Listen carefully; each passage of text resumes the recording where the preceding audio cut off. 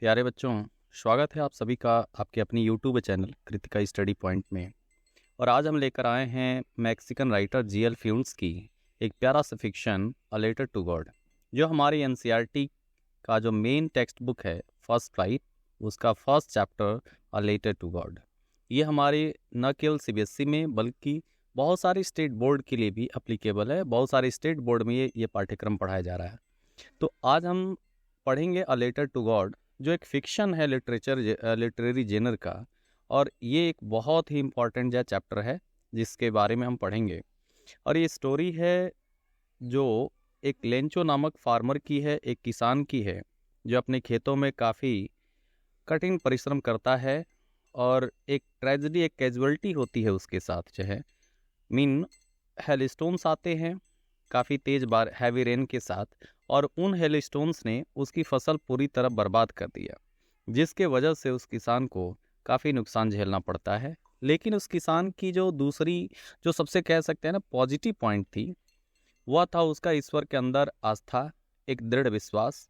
और वह उसको जो है उसकी कठिन परिस्थितियों में भी, एडवर्स सर्कमस्टांसेज में भी उसका मदद करता है, उसको हेल्प करता है, और उसकी निराशा को आशा में बदलता है, और वह अपनी उस कह सकते हैं कि जो डिप्रेशन था उससे वो बाहर निकलता है। लेसन की शुरुआत करते हैं उस घर के डिटेल के साथ, जो है बच्चे जिस घर में लेंचो रहता है। यहाँ से हम पढ़ेंगे जो दे रहा है कि द हाउस, इस घर के डिटेल के साथ जो है इस चैप्टर की शुरुआत होती है कि द हाउस। ऐसे प्यारे बच्चों, हाउस जो है एक कॉमन नाउन है, और जब कभी कॉमन नाउन को प्रॉपर बनाना होता है तो उसके आगे द लगा देते हैं। तो आप यहाँ से देख सकते हैं कि उस हाउस के आगे द हाउस लिखा गया है। जैसे हम कह सकते हैं ना बॉयज़, तो बॉयज़ एक तरह से हमारा कॉमन नाउन है, लेकिन उसके आगे अगर हम द यूज़ करते हैं तो वहाँ पर द बॉयज़ या द बॉय करते हैं। तो किसी पर्टिकुलर बच्चे की बात की जा रही, पर्टिकुलर लड़के की बात की जा रही है, तो वह वहाँ पर हमारा प्रॉपर बन जाता है।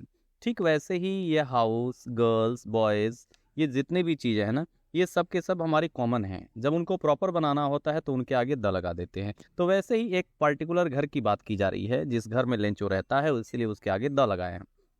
उसके बाद से यहाँ पर डैश लगाया गया है, यानी कि उस घर के बारे में ये इंट्रोडक्शन है। क्या है वो? द ओनली वन, यानी कि वह जो घर है ना, मतलब एकमात्र घर है। In the entire valley, entire मतलब होता है बेटा कंप्लीट, ठीक है, यानी उस संपूर्ण घाटी में, वैली मतलब होता है घाटी, यानी उस संपूर्ण घाटी में एकमात्र घर है। अब यहाँ से दे रहा है ना सेट, जो स्थित है, सिचुएटेड है ऑन द क्रेस्ट ऑफ ए लो हिल, यानी कि क्रेस्ट मतलब होता है टॉप ऑफ, टॉप, ठीक है। लो हिल, हिल मतलब होता है पहाड़ी, ठीक है। और पहाड़ यानी कि हिल, माउंटेन्स और plateaus, these are the different things, and if we can compare with one another, so hill will be the high peak, we can say, or crest of the mountain ranges like K2, Mount Everest। ये क्या है? हमारी हिल है। तो बड़ी सी पर्वतमाला या पर्वत श्रृंखलाओं के बीच जो है ऊंची ऊंची जो चोटियां होती हैं ना, उनको हम जो है पहाड़ कहते हैं।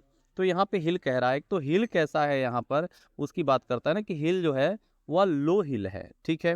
तो उस लो हिल की, यानी कि ढलाऊ पहाड़ी है, और उस ढलाऊ पहाड़ी की जो है क्रेस्ट पर, यानी उसके टॉप पर, यानी उसकी शिखर पर जो है क्या है, वो घर स्थित है, सेट है, ठीक है।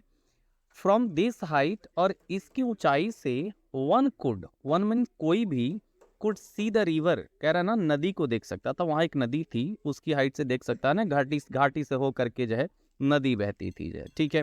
जब दो पहाड़ों के बीच में एक लंबा गैप होता है ना बच्चे, तो उसको हम वैली कहते हैं।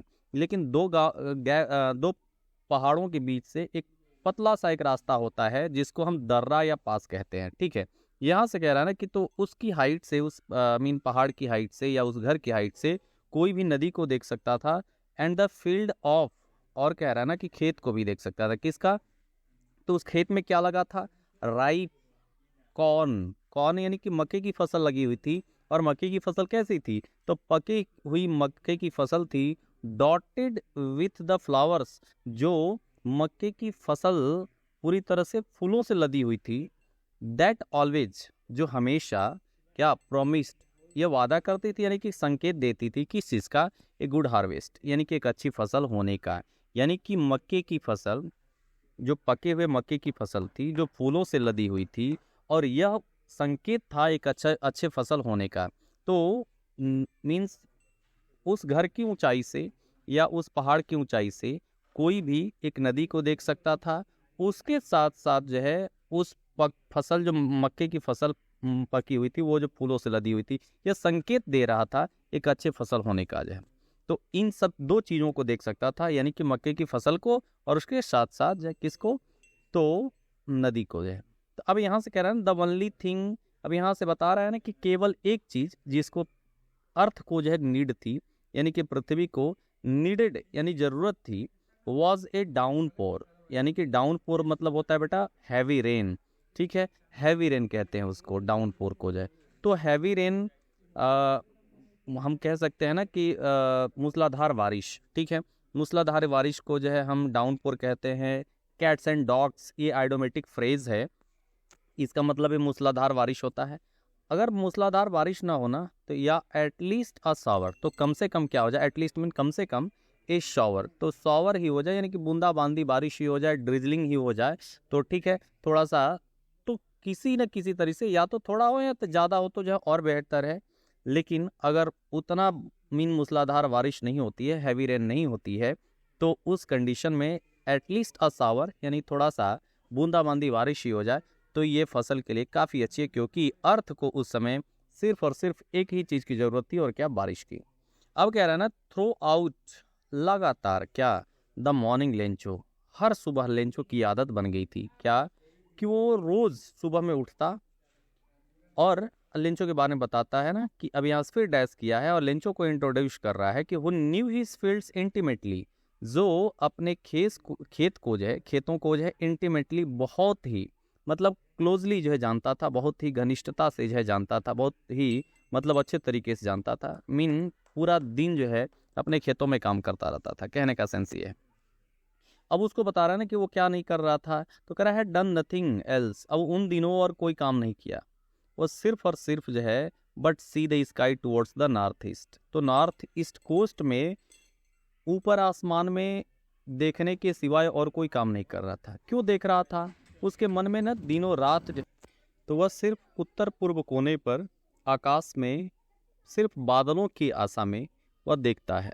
उसकी मतलब रोज का यह दिनचर्या हो चुका था कि बारिश जो है जब हो जाए, मीन्स काश कुछ बारिश की बूंदें गिर जाएं जब पृथ्वी पर, क्योंकि उसकी फसल जो है पूरी तरह से मतलब अपने एक्सट्रीम पे थी, और उस समय किसी एक चीज़ की ज़रूरत थी, और वह था क्या, तो बारिश थी, चाहे वह जब मूसलाधार बारिश हो या जो है बूंदाबांदी हो जाए।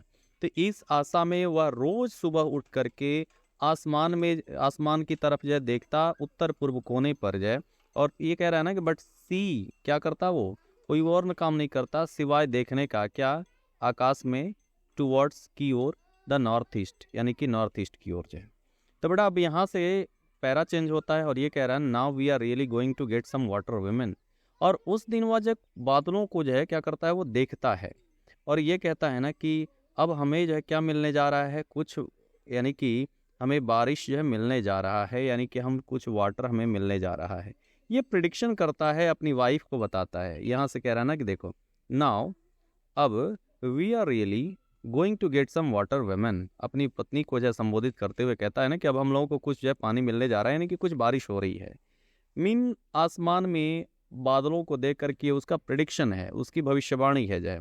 तो उसकी पत्नी, अब यहाँ फिर से कह रहा है ना वेमेन, वेमेन अपनी पत्नी को कहता है, और द वेमेन फिर से ये कॉमन नाउन है, प्रॉपर बनाया गया है। हु वॉज प्रिपेयरिंग सपर, जो वेमेन क्या कर रही थी, सपर तैयार कर रही थी। सपर क्या होता है बेटा, दिन का अंतिम भोजन होता है। तो वह जो है सपर तैयार कर रही थी। उसने रिप्लाई किया किसको, अपने हस्बैंड को, यस, हाँ, गॉड विलिंग, जैसा भगवान चाहे या भगवान की इच्छा है। द ओल्डर बॉयज, अभी उनके बच्चों की बात कर रहा है ना, कि उनके जो बड़े लड़के थे, लेंचो और मतलब उसकी पत्नी के जो जो बड़े लड़के थे, were working in the field, खेत में काम कर रहे थे, वाइल, जबकि, और वाइल का यूज वहां करते हैं बेटा ना जब दो काम एक साथ होते हैं। When two works are being held simultaneously, then it takes while, तो वहां पर while का यूज करते हैं। लेकिन जब एक काम समाप्त होकर के दूसरा काम शुरू हो तो वहां पर हम when का यूज करते हैं। तो ये देख रहे हो, कह रहा है कि ना बड़े लड़के जो थे वह खेतों में काम कर रहे थे और जो स्मॉलर वंस थे, जो छोटे बच्चे थे, वह घर के नज़दीक खेल रहे थे। Until the women call to them all, तब तक जो है उसकी जो औरत मीन्स वाइफ थी, उन सबको जो आवाज़ लगाई, इनवाइट करती है, कम फॉर डिनर, क्या करने के लिए, खाने के लिए आ जाओ, यानी डिनर पे आ जाओ। तो अब देखो यहाँ से करें, it was during the meal, और ये भोजन कर ही रहे थे, यानी भोजन के दौरान ही भोजन चल ही रहा था। जस्ट एज, अभी जैसे ही लेंचो ने क्या किया, ये प्रिडिक्ट किया, मीन्स लेंचो ने यह भविष्यवाणी किया कि हमें जो है क्या होने जा रहा है, कुछ वाटर हमें मिलने जा रहा है, तभी क्या होना शुरू हुआ है। तो कह रहा है ना कि Lencho had predicted, just he Lencho had predicted, जैसे ही लेंचो ने अभी भविष्यवाणी किया ही था। प्रिडिक्टेड मतलब होता है बच्चों भविष्यवाणी करना और टेलिंग करना। बिग ड्रॉप्स ऑफ रेन, यानी कि वर्षा की बड़ी बड़ी बूंदें, बिगिन टू, शुरू हो गई, फॉल मतलब गिरना, यानी कि लेंचो ने जैसे ही अभी भविष्यवाणी किया था कि वर्षा की बूंदें, बड़ी बड़ी बूंदें गिरनी शुरू हो गई। इन द नॉर्थ ईस्ट, और उत्तर पूर्व कोने पर, ह्यूज माउंटेन्स, कह रहा ना विशाल पर्वत, कैसा पर्वत, ऑफ क्लाउड्स, यानी बादलों का विशाल पर्वत, कुड बी सीन अप्रोचिंग, क्या करते हुए, उमड़ते हुए, पहुंचते हुए देखा जा सकता था। द एयर वॉज फ्रेश, और जो हवा थी ना एकदम फ्रेश चल रही थी, एंड स्वीट, और मधुर थी। The man went out for no other reason than to have the pleasure of feeling the rain on his body. तो जब बारिश होने से पहले जो हवा एकदम से शांत रहती है, लेकिन बारिश के आगमन से पहले, कहा जाता है ना खामोश समंदर, ठहरी हवा तूफान की निशानी होती है। तो आंधी आने से पहले, तूफान आने से पहले, बारिश होने, बहुत तेज बारिश होने से पहले मधुर और ताज़ी हवा जो है, मतलब जब बहनी शुरू होती है काफ़ी मतलब अच्छी से, तो उस समय यह मतलब वो संकेत होता है कि या तो काफ़ी तेज़ बारिश होगी, नहीं तो बहुत तेज़ आंधी आएगी। तो वही चीज़ होती है। आप यहाँ इमेजरी यूज किया गया है, क्योंकि हम लोग ऐसी चीज़ें पहले से हम एक्सपीरियंस कर चुके होते हैं, और जब नैरेटर हमें कंपेल करता है, मजबूर करता है उस चीज़ को महसूस करने के लिए, इमेजिन करने के लिए, तो वहाँ पर इमेजरी लिटरेरी डिवाइस होता है।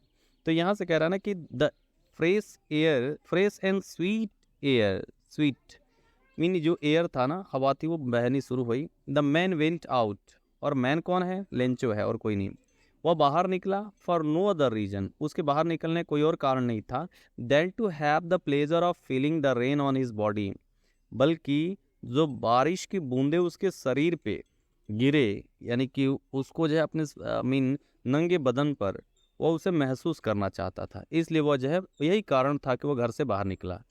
एंड वेन ही रिटर्न, और जब वो अब लौटा बाहर से, ही एक्सक्लेम्ड, तो एकदम से कहा, exclaimed means speak in surprise, जो सरप्राइज में अचानक से कहना जो है कोई चीज़ होती है वो एक्सक्लेम्ड करते हैं, और एक्सक्लेम्ड का यूज़ जो है बेटा, हम एक्सक्लेमेटरी सेंटेंसेस को जब इनडायरेक्ट स्पीच में बदलते हैं तो वहाँ एक्सक्लेम्ड यूज करते हैं। तो उसने एकदम से, लेंचो ने कहा कि these aren't rain drops falling from the sky, कि ये वर्षा की बूंदें आकाश से नहीं गिर रही हैं, दे आर न्यू कॉइन्स, ये क्या हैं, नए सिक्के हैं। और नए सिक्के किसको कहा है बेटा, उस वर्षा की बूंदों को कह रहा है, क्योंकि ये प्रेसियस है। और जो फिलाटेलिस्ट होते हैं ना बेटा, one who collect the stamp और क्वाइंस, जो स्टाम्प और क्वाइंस जो है कलेक्ट करने वाले, तो उनको फिलाटेलिस्ट कहते हैं। तो वो इसी चाह में रहते हैं ना कि जब कोई नया मतलब टिकट आता हो, स्टैम्प आता हो, या तो वो उससे जब मतलब कलेक्ट करते हैं और अपनी जब मतलब कोष में जमा करते हैं, ये उनकी शौक होती है।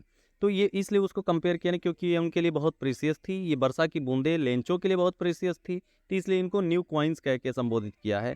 The big drops are 10 cent pieces, और कह रहा ना कि जो वर्षा की बड़ी बूंदें थीं वह 10 सेंट पीसेज, यानी कि वह मतलब पीसोस का सबसे छोटा सिक्का मतलब जो हिस्सा जो है सेंट होता है, तो वह 10 सेंट के बराबर थी। एंड द लिटिल वंस, और जो छोटी थी, आर 5, वह 5 सेंट के बराबर थी।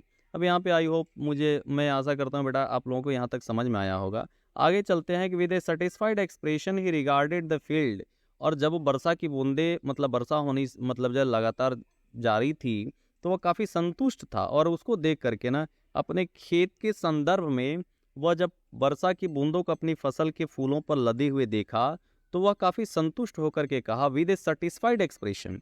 अब कह रहा है ना कि बड़ी संतुष्टि के साथ यह एक्सप्रेशन मतलब अभिव्यक्ति दिया, वो मतलब बताया ही रिगार्डेड द फील्ड, किसके संदर्भ में, किसको जो संबोधित करता है, अपने खेत को संबोधित करते हुए कहा, ऑफ राइप कॉर्न, जो फसल की मतलब मक्के की फसल जो है फूलों से जो है क्या हुई थी, लदी हुई थी, और उसके ऊपर ड्रैप्ड इन, और कवर्ड हो गई थी। ड्रैप्ड मतलब होता है कवर्ड, ठीक है। तो जैसे कोई कपड़े से कोई चीज ढक दी जाती है ना, वैसे कर्टेन ऑफ, कर्टेन मतलब पर्दा होता है बेटा, ऑफ रेन, वर्षा की जो पर्दे, जो वर्षा की बूंदें थी वह फसल मक्के की फसल के फूलों पर एक पर्दे के समान जो ढक गई थी, ढक दी थी।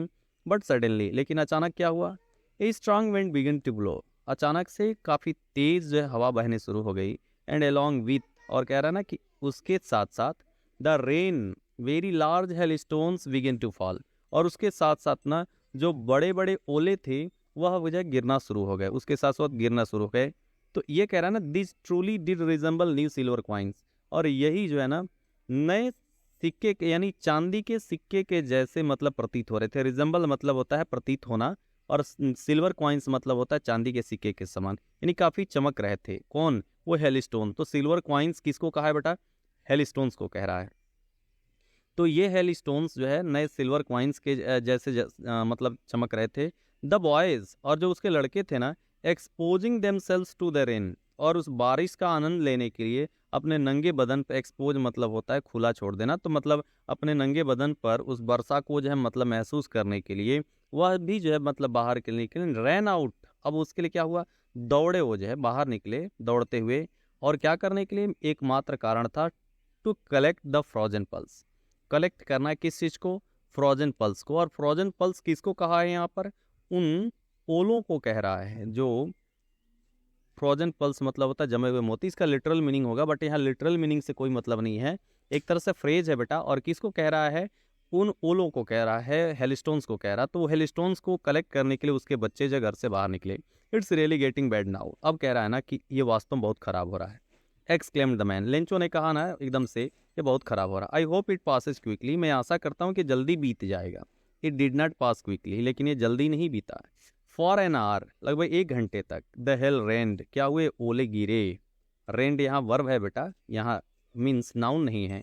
ऑन द हाउस, कहाँ गिरे, घर पे गिरे। द गार्डन, यानी कि बागीचे में गिरे। द हिल साइड, यानी कि पर्वतों पहाड़ों पे गिरे। द कॉर्नफील्ड, मक्के की फसल में गिरे, खेतों में गिरे। ऑन द होल वैली, और उसके साथ साथ संपूर्ण घाटी में गिरे, कहीं कोई ऐसा कोना नहीं बचा जहाँ पे जाए ओले ना गिरे हों। द फील्ड वॉज वाइट, और जो मतलब जो फील्ड थी ना, खेत थी, वह पूरी तरह से वाइट हो चुकी थी। क्यों, एज इफ, जैसे मानो कि, कैसे वाइट थी, कवर्ड विथ साल्ट, जैसे मानो कि ना वह नमक से वह ढक गई हो, ठीक है। इस बात को कह रहा है ना कि वह नमक से जो है, जैसे मानो कि वही सब खेत ऐसे सफेद हो चुका था जैसे मानो कि वजह नमक से ढक गया हो, कवर्ड विथ साल्ट। अब उसका क्या कॉन्सिक्वेंसेज रहे, तो ये कह रहा है ना कि नॉट ए लीफ, मतलब एक पत्ता भी क्या नहीं रह गया था, रिमेंड ऑन द ट्रीज, यानी कि पेड़ों पर एक पत्ता भी नहीं रह गया था। The corn was totally destroyed, और उसके साथ साथ जो मक्के की फसल थी वह पूर्णतः बर्बाद हो चुकी थी। The flowers were gone from the plants, और उसके साथ साथ जो फूल थे ना वह भी प्लांट से गायब हो चुके थे।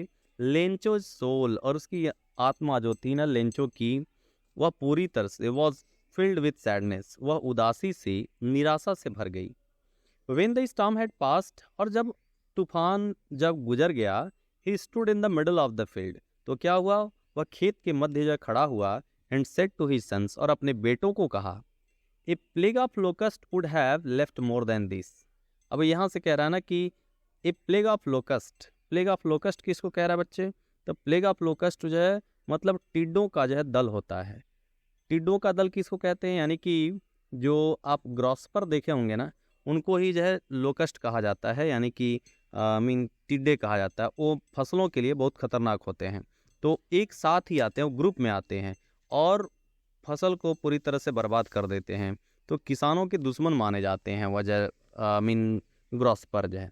तो यहाँ से उसको कह रहा है ना कि जब वह हेलस्टोन से अपनी बर्बादी को देखता है, तो इसके संदर्भ में लेंचो यह कहता है ना कि हेलस्टोन्स ने कुछ भी नहीं छोड़ा, इससे तो अच्छा कम से कम जो क्या है, जो ए प्लेग ऑफ लोकस्ट हैं, टिड्डों का जो दल होता है, इससे कुछ ज़्यादा ही छोड़ ही देता है, लेकिन the hell has left nothing, लेकिन ओलों ने कुछ नहीं छोड़ा। दिस ईयर, और इस साल, we will have no corn, हमारे पास कोई फसल नहीं होगी। That night was a sorrowful one, और वह रात जो है एक दुखदाई रात थी। ऑल आवर वर्क, अब ये कहता है ना कि हमारा सारा मेहनत, फॉर नथिंग, कुछ नहीं बचा। There is no one who can help us, कोई भी नहीं है जो हमारी मदद कर सके। और कहता है ना, we all go hungry this year, और हम लोग जो है इस साल पूरी तरह से जो है क्या रहेंगे, भूखे रहेंगे। तो अब देखो बच्चे, ये एक हमारा फर्स्ट पार्ट हम यहाँ से कंप्लीट करते हैं। सेकेंड पार्ट में आपको जो इसका जो रेस्ट पोर्शन है वह जो आपको मिल जाएगा। और मैं इसलिए लाइन बाय लाइन चल रहा हूँ ताकि आपकी जो सीबीएसई का नया जो वो आया है, रूल आया है कि 40 to 50% जो क्वेश्चंस होंगे आपके बोर्ड एग्जाम में, जो अपकमिंग एग्जामिनेशन है बोर्ड का, जो 2024 में होने जा रहा है, उसमें आपके 40 to 50% क्वेश्चन जो MCQs बेस्ड होंगे, ऑब्जेक्टिव क्वेश्चन होंगे। और ऑब्जेक्टिव क्वेश्चन में रिस्क बहुत ज़्यादा रहता है, सही तो सही, नहीं तो गलत तो गलत। और उसमें आप तब तक आंसर नहीं दे सकते हैं जब तक आपका एक एक पॉइंट क्लियर नहीं होता है। इसलिए मैंने डिसीजन लिया, मेरा व्यू ये नहीं है कि व्यूअर बढ़ाना, सब्सक्राइबर बढ़ाना, ये नहीं, सिर्फ और सिर्फ मकसद है कि बच्चों को सही चीज़ देना, टू द पॉइंट देना, कि चाहे किसी भी तरह का क्वेश्चन पूछा जाए, चाहे वो कॉम्पिटेंसी बेस्ड क्वेश्चन हो, चाहे वह जो हॉट्स क्वेश्चन हो, वैल्यूड बेस्ड क्वेश्चन हो, किसी भी तरह का क्वेश्चन पूछो, चाहे MCQs हो, ऑब्जेक्टिव किसी तरह का हो, आप आंसर दे सको। और तब आप आंसर दे सकोगे जब आपके पास कंप्लीट कॉन्सेप्ट होगा जो है चैप्टर का जो है। इसलिए मैंने लाइन बाय लाइन एक एक वर्ड का जो है एक्सप्लेनेशन, उसकी मीनिंग बताने की कोशिश किया है। तो इसको मैं इस पॉइंट ऑफ व्यू में रखा है कि न केवल CBSE के हमारे बच्चे, बल्कि जो यूपी बोर्ड के हैं, बहुत सारी स्टेट बोर्ड जो NCERT को फॉलो करती हैं, उनके लिए हेल्पफुल हो। तो इस चीज़ को मैंने ध्यान में रख करके इस वीडियो को जब बनाया बेटा। इस चैप्टर के कंप्लीट होने के बाद से मैं आपका 40 to 50 and most important MCQs question में कराऊंगा, और उसको लाइव आकर के आप लोगों के साथ जब मैं शेयर करूंगा, तो इसे जो है बेटा आप देखिए, और उसके साथ साथ इसका जो सेकंड पार्ट है उसे ज़रूर देखिए, तभी जाकर आपको फुल कॉन्सेप्ट मिलेगा जो इस चैप्टर का जो है। इसके साथ साथ थोड़ा सा इसमें जो ओरल कॉम्प्रिहेंशन क्वेश्चन है बेटा, what did Lencho hope for, तो कह रहा है ना कि लेंचो जो है किस तरह का जो है आशा कर रहा था। लेंचो जो है बारिश की आशा कर रहा था, जैसे आपने पढ़ा है। व्हाट डिड लेंचो से the rain drops were like new coins, मैंने बताया है कि लेंचो रेन ड्रॉप्स को न्यू कॉइन्स क्यों कहा। तो न्यू कॉइन्स ये कहा क्योंकि जिस तरह से फिलाटेलिस्ट जो है नए सिक्कों की जो आशा हमेशा से मतलब किए रहते हैं उनको कलेक्ट करने के लिए, क्योंकि उन्हें बहुत ज़रूरत होती है। वैसे ठीक जो है फार्मर को, यानी किसान को, वह मोस्ट अवेटिंग थिंग था क्या, बारिश की बूंदे, रेन ड्रॉप्स, इसलिए लेंचो ने उनको न्यू कॉइन्स कहा। How did the rain change, और कैसे बारिश जो है मतलब बदल गई। तो बारिश जो है कैसे बदली, व्हाट हैपेंड टू लेंचोस फील्ड, तो बारिश जो है तेज पहले हवा आती है, फिर तेज बारिश होती है, उसके बाद से जो है स्टॉर्म शुरू हो जाती है, हेल स्टोन्स आता है, ओले गिरना शुरू होते हैं, और ओलों ने जब लेंचो की फसल को पूरी तरह बर्बाद कर देती है। What were Lencho's feeling when the hail stopped, तो लेंचो का की मतलब भावनाएं क्या थी, उसकी कहना क्या था, क्या सोच थी, क्या कैसी मतलब जब फील करता है जब हेल यानी कि ओले जो है गिरना बंद होते हैं। तो आप जानते हो कि लेंचो जब ओले गिरने बंद होते हैं तो अपने खेत के बीच में खड़ा होता है और अपने बच्चों को संबोधित करते हुए दुख भरी मतलबों में कहता है कि इस साल हमारे पास कोई फसल नहीं होगा और हम सबको जो है भूखे रहना पड़ेगा, हमारा सारा मेहनत चौपट हो गया। इससे अच्छा तो जो है कम से कम टिड्डों का जो दल होता है इससे कुछ ज़्यादा ही छोड़ देता है, लेकिन हमारे पास कोई फसल इस साल नहीं है, लेकिन हेल ने कुछ भी नहीं छोड़ा है। तो ये हमारा जो है बेटा अभी तक का एक्सप्लेनेशन था फर्स्ट पार्ट का। सेकंड पार्ट में हम लेके आएंगे वन शॉट ही जो है, और इसको मैं मुश्किल से 20-25 मिनट का मैं इसलिए बना रहा हूँ ताकि हमारा जो लेसन है वो मोनोटोनस ना हो। और स्किप करने की कोशिश मत करना बेटा, एक बार देख लेना, वो पूरी तरह से तुम्हारे दिमाग में उतर जाएगा ये चैप्टर क्या है, किसके बारे में। वैसे ये चैप्टर बहुत ईजी था। इसका नेक्स्ट पार्ट जो आएगा ना बेटा, पहले तो मैं MCQ लेके आऊँगा, लेकिन उसके बाद से जो डेस्कटॉप स्नो कराऊंगा, फायर एंड आइस कराऊंगा, फिर detail study long walk to freedom जो नेल्सन मंडेला की ऑटोबायोग्राफिकल फॉर्म है, ऑटोबायोग्राफिकल एक्सट्रैक्ट है, तो उसको मैं डिटेल में लेके चलूँगा। तो देखते हैं बच्चे, बहुत जल्दी जब मिलते हैं हम नेक्स्ट वीडियो में। Thanks for watching this video.